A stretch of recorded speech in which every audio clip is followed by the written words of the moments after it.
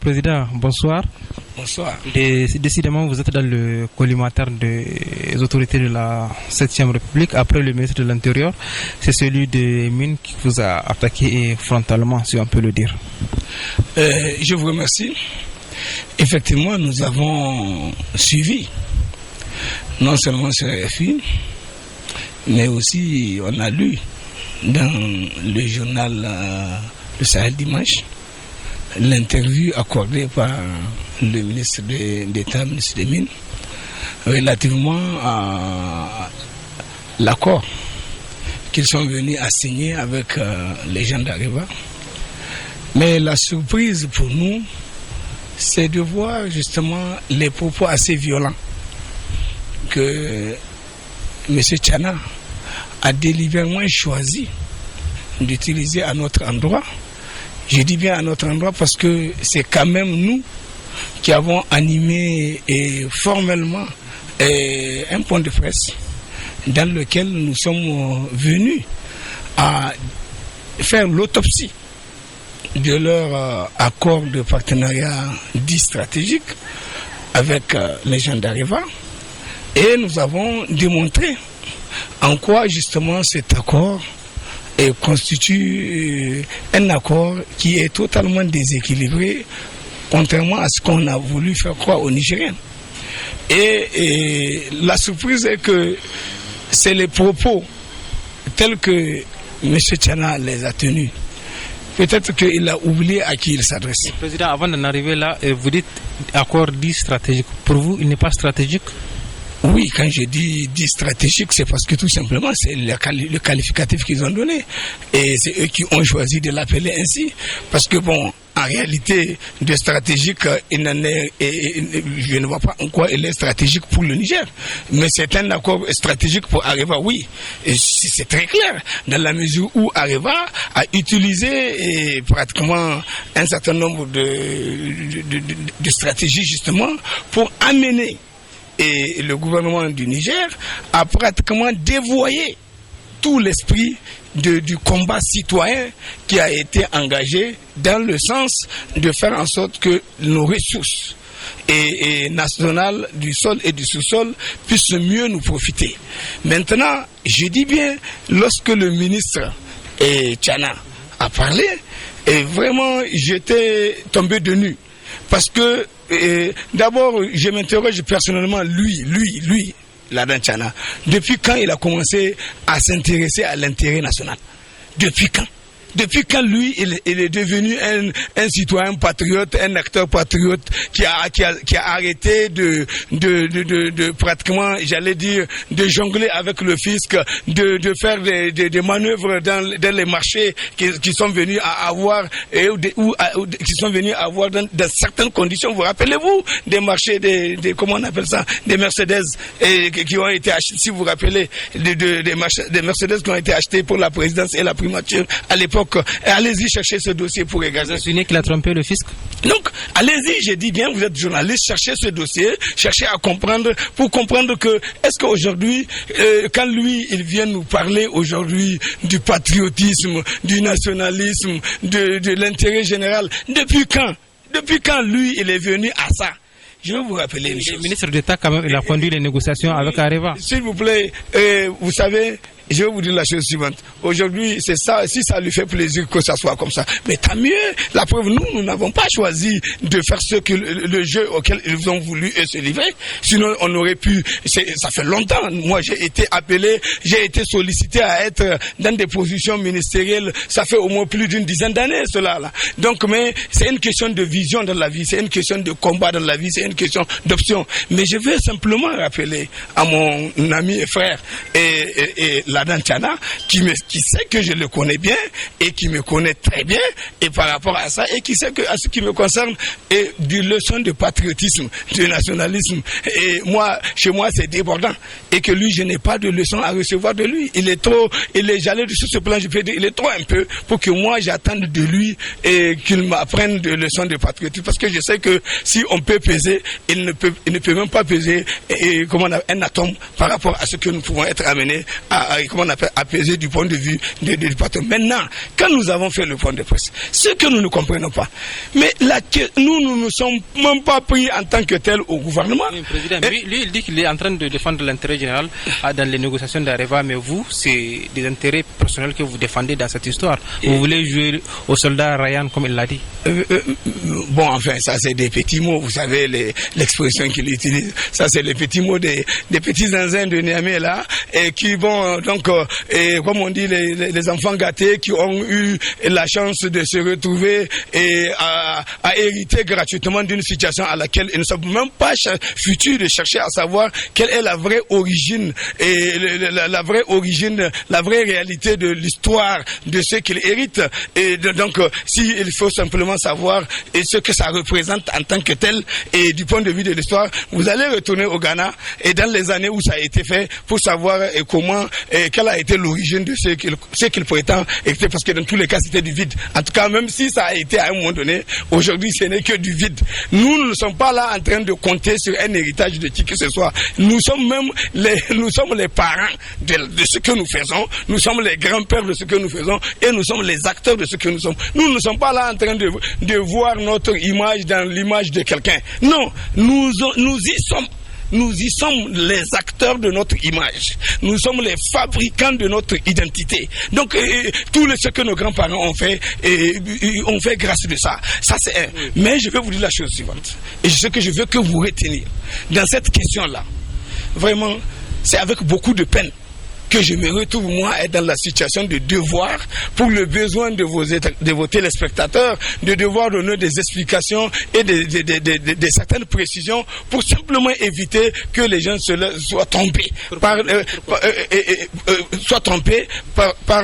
des individus sans foi ni loi, en fait, qui n'ont jamais eu, même un seul instant, à avoir une seule pensée pour l'intérêt général. Ça, c'est faux. Ils n'ont jamais eu dans leur vie, même aujourd'hui, ils sont ministres de la République, mais ils ne pensent qu'à leurs intérêts personnels. Ils ne pensent qu'à leur identité, ils ne pensent qu'à leur personne. Et donc, on ne peut pas comparer ce que font ces gens avec nous. Nous, ce combat sur la question de l'uranium ou sur la question de nos richesses nationales, on ne l'a pas commencé aujourd'hui. On l'a commencé pratiquement depuis 88-89. Et c'est depuis 88-89 qu'on a commencé cette bataille. On est parti à la conférence avec l'idée, tu peux prendre le texte que l'Union des scolaires nigériens a préparé en allant à la conférence nationale et les travaux à la conférence nationale, la manière dont nous nous sommes intéressés à ces travaux au niveau de la commission qui s'est occupée de la commission des questions minières et énergétiques. Donc, ils comprendront. Et d'ailleurs, quand nous sommes venus, quand nous sommes venus à le rappeler, pratiquement en 2003, et où nous avons commencé à nous interroger sur l'approche qu'il faut faire pour amener les États, parce que c'était l'année là où il y a eu la signature de la convention, la dernière convention qui est venue à terme. Donc, quand l'année là, et quand c'était arrivé, donc cette année, on était là en train de prospecter la situation, parce que nous venons juste d'apprendre que Areva était né et que Areva est créé en France par la réunion de la COGEMA et de la CEA avec un objectif stratégique que la France a assigné à Areva, qui devait lui permettre donc de se préparer aux événements qui vont intervenir après la réunion de Kyoto 2. La réunion de Kyoto 2, c'est quoi? C'est la réunion qui a permis de décider que l'uranium n'est plus une énergie dangereuse, comme on l'a dit en 1992, où on a stigmatisé l'uranium et on a considéré que c'est une énergie dangereuse parce qu'on pense que ça produit des gaz à effet de serre et par conséquent, il fallait le vouer aux gémonies. Et en ce moment-là, beaucoup de gens étaient là en train d'abandonner l'usage de l'uranium. Mais à partir de 2002, à la réunion de Kyoto au Japon, la décision avait été prise que l'uranium est une énergie propre. Mais elle a des radiations qu'elle peut avoir des effets dangereux sur la santé humaine, mais elle n'est pas dangereuse pour la couche d'ozone, comme cela a été dit à la première conclusion de 1992. Donc voilà à quel moment nous avons été, nous, amenés à prendre conscience du sujet et à travailler à amener l'État du Niger, là, dans ces moments-là, à s'engager dans la question de privilégier comment on appelle ça, la reprise de l'uranium et faire en sorte que ça puisse être quelque chose qui va être utile pour notre communauté. Donc, Président, ça c'est un rappel historique. Il dit que vous êtes instrumentalisé par des hommes politiques. On sait même où vous détenez vos informations la nuit. Non, mais moi, il me fait pitié. Je pense que quand il parle de l'instrumentalisation, ou quand il parle de commission, ou quand il parle de manipulation d'autres personnes, je suis convaincu qu'il ne parle pas de Nuhu Arzika. Je suis convaincu qu'il ne peut pas imaginer, lui, et que Nuhu Arzika peut être l'objet d'une manipulation par l'un quelconque d'entre eux. C'est vous qui avez lu la déclaration quand même. Oui, bien sûr. Mais je dis bien, c'est moi qui ai lu c'est moi qui ai animé le point de presse. Mais je suis convaincu que lorsqu'il vient, il est venu à le dire, je suis convaincu qu'il ne s'adresse pas à moi. Parce que s'il venait à dire qu'il s'adresse à moi, je pense que dans ces conditions, ça c'est une pure affabulation. Parce que dans ce pays, la fierté que nous avons, nous, Arzika, c'est parce que justement nous sommes ce que nous sommes. Nous sommes justement un des rares citoyens nigériens qui a une conscience citoyenne déterminée, engagée, résolue et disponible pour la lutte pour l'intérêt général et avec une dose de patriotisme inégalée et qui ne peut pas souffrir de ce genre de choses qu'il a pu dire. Maintenant, leur problème... Ça, c'est un manque de modestie, mais quand même, en parlant de vous... Je vais vous dire la chose suivante. C'est en toute modestie que je suis venu à dire ce que je viens de dire. En parlant de vous, il a dit que vous avez... C'est un mensonge que vous avez vendu aux Nigériens quand vous avez dit qu'il y aura une session extraordinaire pour essayer de réviser la loi 2006 en faveur d'Areva. Moi, je n'ai pas besoin de faire de longs commentaires là-dessus. Les gens sont là pour voir et les différentes propositions qu'ils ont faites dans l'accord, où ils ont dit qu'il faut trouver les mécanismes, par exemple, de neutralisation de la TVA. Je veux bien voir comment ils vont le faire si on ne modifie pas les textes. Et pour modifier la loi, il n'y a rien à faire, la procédure est claire. Donc maintenant, comme nous sommes dans une logique où on a affaire à quelques personnes illuminées qui pensent qu'aujourd'hui, dans ce pays-là, en fait, ils peuvent faire et défaire comme ils veulent. En fait, à la limite, dans leur tête, ils considèrent qu'ils sont comme dans un régime d'exception où ce qu'ils croient vouloir, ce qu'ils veulent là, il suffit qu'ils le veuillent et ça va aller. Non. Mais il se trompe. Et je crois que le bonhomme se trompe. Et il me fait pitié. Et je pense que, d'ailleurs, sur tout le débat que nous avons fait sur cette question-là, mais très honnêtement, on ne le voyait même pas. En parlant de débat, il a dit qu'il est prêt à faire un débat national pour montrer le vrai de l'ivraie. C'est ce qu'il a dit. Avec lui, mais s'il est prêt à faire un débat. Mais ce soir, je vais dire aujourd'hui, nous voulons qu'à partir de demain, si vraiment c'est des garçons, nous voulons que si c'est des garçons, qu'à partir de demain, qu'ils acceptent qu'on organise un débat radio-télévisé avec toutes les télévisions nationales qui ont la compétence et la capacité de mettre en direct. Sans que ça ne soit un truc qui va être touché en direct. Et que comme ça, chacun n'a qu'à amener ses arguments pour sortir et défendre. Mais je dis, ce que lui, il a pu dire, les arguments qu'il a pu être amené à ça veut dire qu'il ne comprend même pas grand-chose à ce qu'il a fait. C'est cela le drame. Et parce qu'aujourd'hui, je vais vous dire la chose, quand je parle de stratégique, Areva, on est dans une logique de quelque chose. Il y a deux conventions qui sont venues à terre. La convention de Somaïr et la convention de Cominac. La convention de Imouaren, elle est censée être en vigueur. Elle est censée être en vigueur, elle est censée donc être dans la situation de mise en œuvre. Donc nous, c'est en cela que pour Areva c'est stratégique, parce qu'Areva a réussi à mettre tout ensemble, pour les mettre tout sur la table, parce que ce qui l'intéresse pour Areva, c'est d'abord comment préserver le gisement de Imouaren. Donc on a perdu ?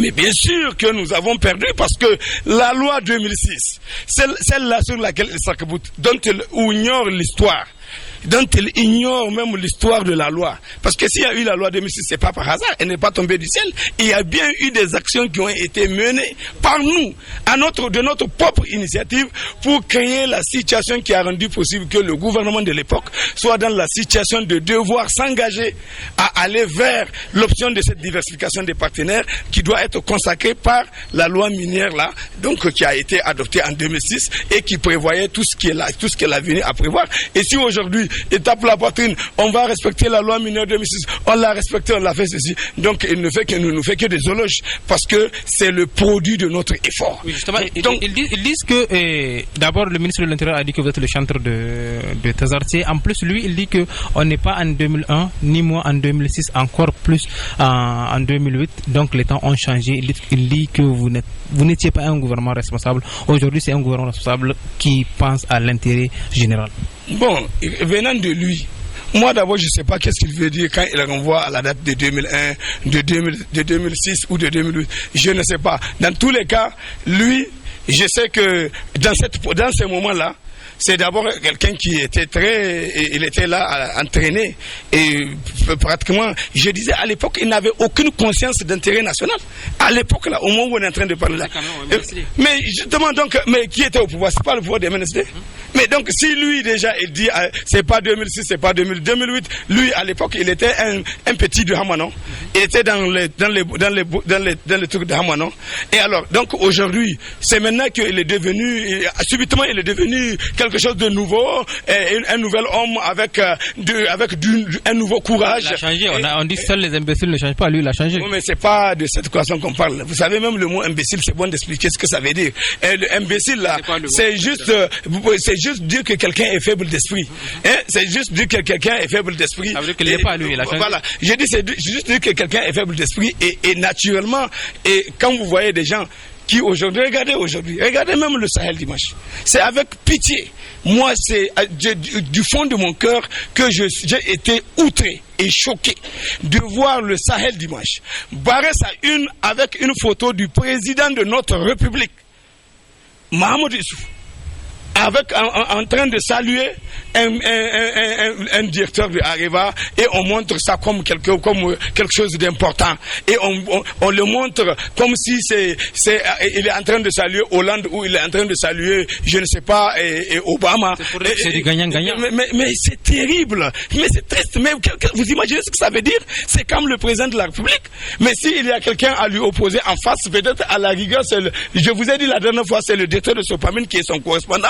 Maintenant, si on a dit qu'il a signé avec le ministre d'État là, bon, on peut le mettre à la limite, le ministre d'État dire que c'est avec voilà les gens qui ont signé l'accord, et on montre, mais on n'a pas besoin de montrer comme ça l'image du président en train de saluer. C'est ça qu'on reproche. C'est un choix d'un organe qui doit être respecté, président. Et revenons à l'interview de l'ADA. Il dit que vous n'êtes ni société civile ni politique. Il a utilisé même un mot que moi je ne vais pas utiliser. Bon, évidemment, et nous avons suivi. Lui, il nous a qualifié de centaures. Il dit qu'on est mi-politique, mi-société civile. Bon, moi, personnellement, je suis surpris qu'il soit venu à le dire dans l'idée qu'il se fait que nous sommes des mi-politiques parce qu'on doit être à la solde d'un homme politique ou de quelqu'un. Il sait qu'on est à la solde de personne. Il sait que nous, Arzika, on est à la solde de personne et tout le monde le sait. Mais nous, on a fait Tazarchi. Même quand nous avons fait Tazarchi là, nous était le concepteur. Je suis le concepteur de l'idée de la refondation en rapport avec mes camarades au sein du mouvement. Vous souteniez Tanja à l'époque. Et nous avons adopté Tanja, nous avons essayé d'arracher Tanja. Nous l'avons dit, c'est pas la peine de revenir tous les jours sur la même chose. Et je vous ai dit que on a arraché Tanja de son milieu. Vous avez bien vu que le MNSD n'était pas devant dans le combat. Vous avez bien vu